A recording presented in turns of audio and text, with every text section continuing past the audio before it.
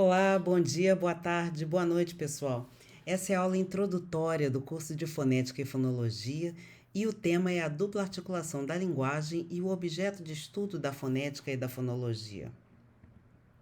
Leituras indicadas: Calu e Leite, Iniciação à Fonética e à Fonologia, página 11 até a página 15.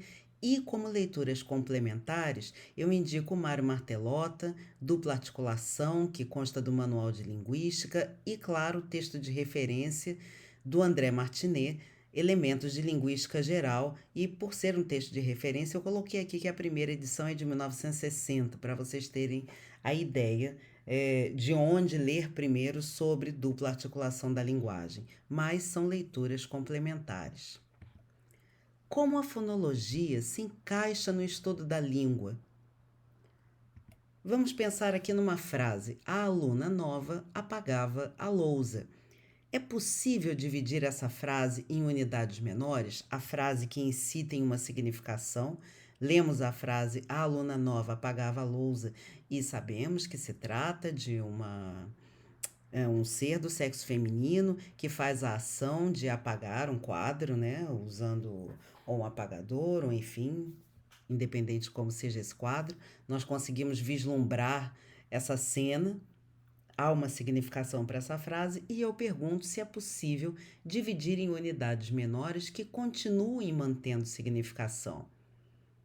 Uma possibilidade seria a aluna nova, como uma unidade, apagava a lousa como uma segunda unidade. Eu vou propor, no entanto, que nós pensemos em unidades um pouco menores. A aluna nova apagava a lousa.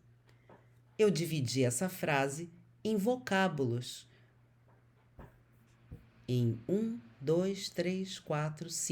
6 vocábulos, nos 6 vocábulos que a compõem. Então, cada um desses vocábulos, individualmente, tem um significado. Aluna aponta para um ser do mundo biosocial que nós conhecemos. Nova é uma qualidade, quando vemos a palavra nova, sabemos do que ela trata.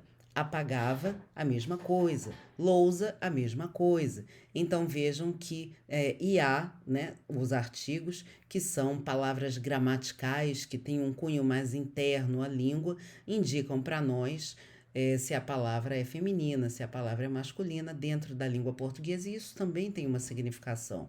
Então vejam que essas unidades menores continuam carregando uma significação dentro dela, são os vocábulos. Pergunto: é possível pegar cada um desses vocábulos e dividir em unidades ainda menores?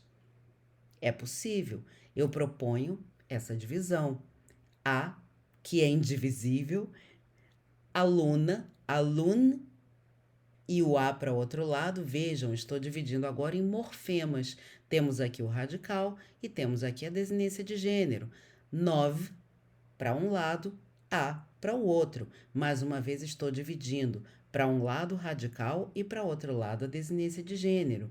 E o verbo está dividido agora em 3 pedaços. Apague é o radical, a vogal temática, vá, a desinência é modo temporal e temos uma desinência zero aqui, que é a desinência número pessoal. O A, mais uma vez indivisível, e lousa, dividido em 2 pedaços, em 2 morfemas também. Lose, o radical, para a esquerda, e a desinência de gênero, para a direita. Vejam que, embora os 2 pedaços que compõem a luna não transitem sozinhos dentro da língua, não há um vocábulo alun, por exemplo, não há um vocábulo nov, por exemplo, não há um vocábulo apag, por exemplo, né? Embora os morfemas não transitem sozinhos, eles são providos de uma significação. Por quê? Nós temos dentro do radical toda a conexão com o mundo biosocial.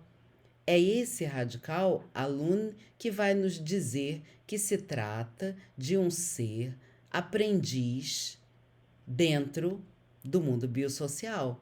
Alguém que está nesse lugar de aprendiz.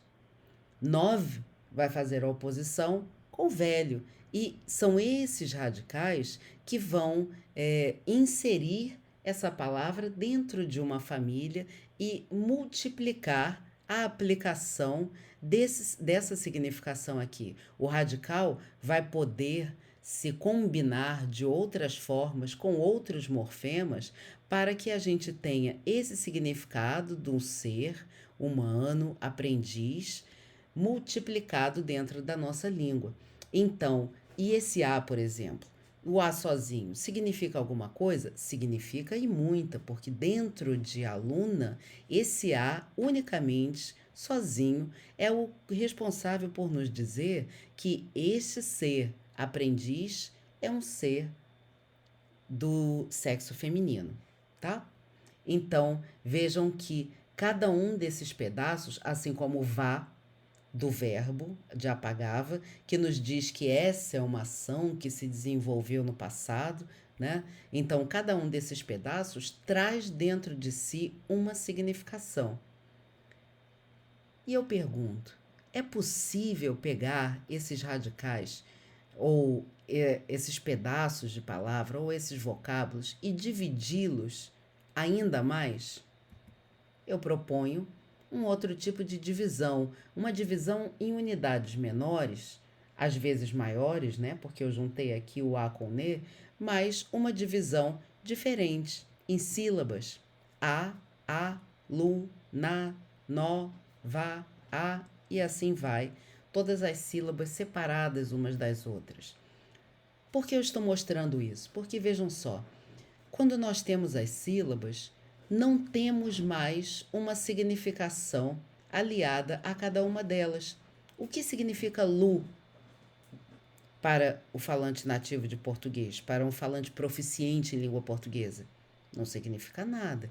O que significa pá, gá, vá?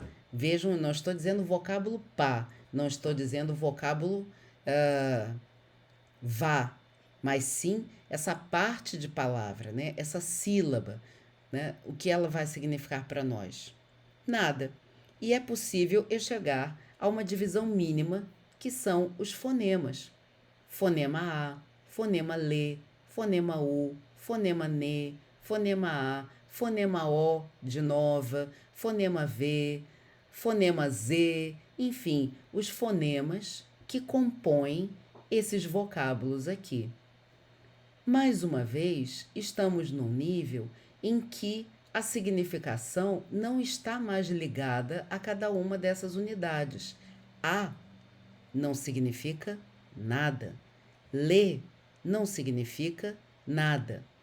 Diferentemente das sílabas, em que algumas estão coincidentemente ligadas a um vocábulo. Ligadas não, quero dizer, algumas coincidentemente são do tamanho de um vocábulo. O vocábulo vá,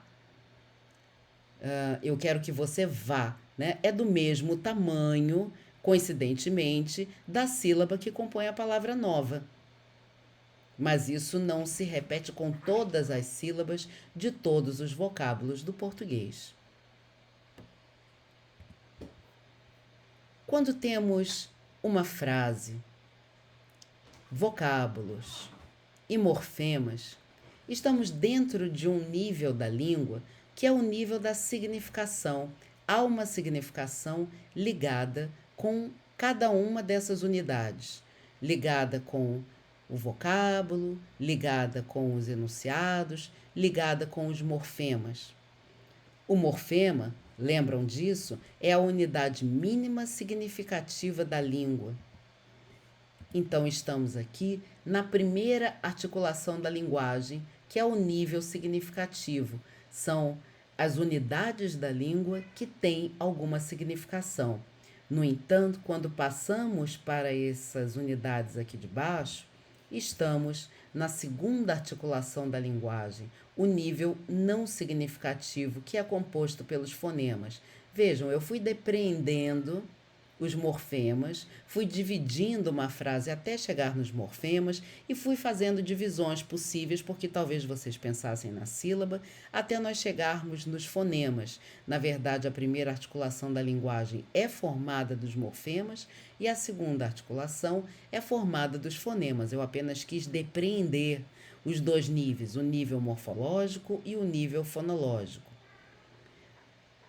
Essa dupla articulação, e é isso que nós chamamos de dupla articulação, é a responsável por, com poucos elementos, com um número ínfimo de elementos, nós conseguirmos criar toda e qualquer palavra da língua portuguesa, graças ao fato de nós termos elementos sonoros que não significam nada. Se P tivesse alguma significação, a multiplicação do seu uso na língua, da sua aplicação na língua, seria muito menor. Já que P não significa nada, P pode estar numa série de vocábulos, em milhares de vocábulos, sem que leve nenhuma significação própria para dentro deles. E, na verdade, P, junto com os outros fonemas que comporão esse vocábulo, é que darão a esse vocábulo um significado próprio e único. Nisso consiste a dupla articulação da linguagem, unidades que não significam nada se juntando para formar unidades significativas. Graças à dupla articulação e ao princípio da economia linguística, com apenas 26 fonemas, 19 consoantes e 7 vogais, é possível criar toda e qualquer palavra da língua portuguesa. A fonética e a fonologia se ocupam justamente de estudar os sons da fala, tomando-os, no entanto, por pontos de vista diversos. Que pontos de vista são esses? Cabe à fonética descrever os sons da fala, denominados fones, e analisar suas particularidades articulatórias, acústicas e perceptivas. No estudo fonético, os sons são considerados independentemente da forma como funcionam em um sistema linguístico particular, e a observação dos fones se faz por meio de 3 perspectivas: a da sua produção, que é a área de estudo da fonética articulatória, a da sua propagação como onda sonora, que é a área de estudo da fonética acústica, e a da sua percepção, que é a área de estudo da fonética auditiva ou perceptiva.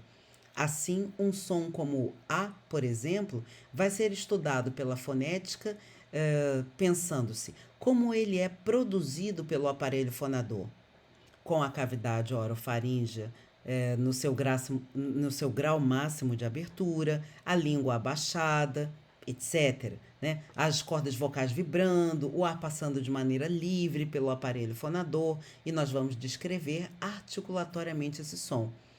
Também vamos poder descrevê-lo por meio da sua propagação como onda sonora. Que características A tem que o diferem como uma onda sonora de todas as outras vogais e de todos os outros sons consonantais? E no nível da percepção, o que A tem de particular quando nós o ouvimos? Então, a partir dessas 3 perspectivas é que se faz um estudo fonético. Cabe à fonologia estudar as diferenças fônicas intencionais, distintivas, isto é, que se vinculam a diferenças de significação, estabelecer como se relacionam entre si os elementos de diferenciação denominados fonemas e descrever quais as condições em que se combinam uns com os outros para formar morfemas. O estudo fonológico sempre se desenvolve no âmbito de uma língua específica, considerando as oposições paradigmáticas e sintagmáticas que importam para a mudança de significação. Então, diferentemente da fonética, a fonologia vai olhar para a vogal A, por exemplo, como um elemento da língua portuguesa, que é o nosso caso. Esse curso é de fonética e fonologia do português. Então, como a vogal A funciona na língua portuguesa? Com que elementos ela se combina para formar vocábulos? Quais as regras combinatórias? Quais os as características de variação e mudança que esse fonema apresenta dentro do português.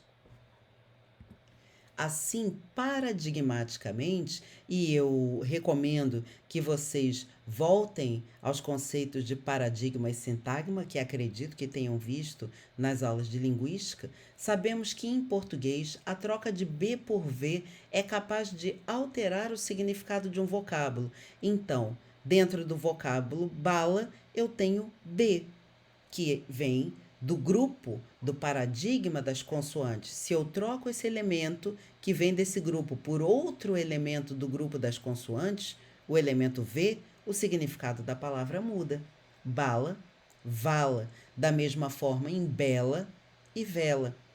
Do mesmo modo, sabemos que há regras sintagmáticas ou regras combinatórias que regem a combinação entre os elementos.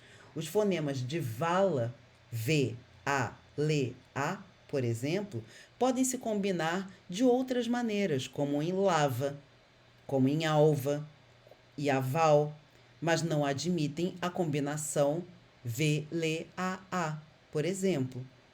Vejam que eu coloquei aqui alva, coloquei aval e nós vamos discutir mais à frente a diferenciação entre o lê em abertura de sílaba e o lê em fechamento de sílaba. No entanto, eu estou deixando essa discussão para um pouco depois. Por ora, vamos assumir aqui que nós temos o fonema lê em lava, em alva, em aval, mas vamos deixar isso em suspenso. No mais, meus amigos, essa é apenas uma aula introdutória. Eu agradeço a presença de vocês e até a próxima aula.